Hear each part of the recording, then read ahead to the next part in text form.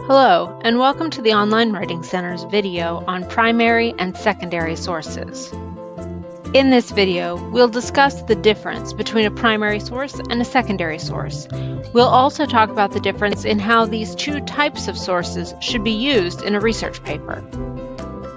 When writing a research paper, a researcher often uses both primary and secondary sources.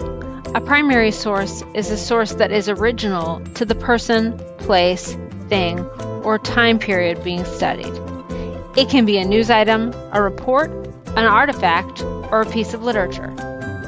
If you are researching a historical event, you might use news items or government reports related to that time period as primary sources. If you're studying a work of literature or art, the work itself is a primary source. An architectural artifact or manuscript can also be a primary source. On the other hand, a secondary source is a source that comments upon or analyzes a primary source. A secondary source can come from shortly after the time period under scrutiny, or it can come from much later, as long as it discusses the person, place, thing, or time period being researched. Journal articles, opinion articles, analyses, commentaries, and histories are all types of secondary sources. High-quality research papers generally use a mix of primary and secondary sources to build a research argument. Because primary sources provide unfiltered insights about the object of research, they can often be used to develop the informational portion of the paper.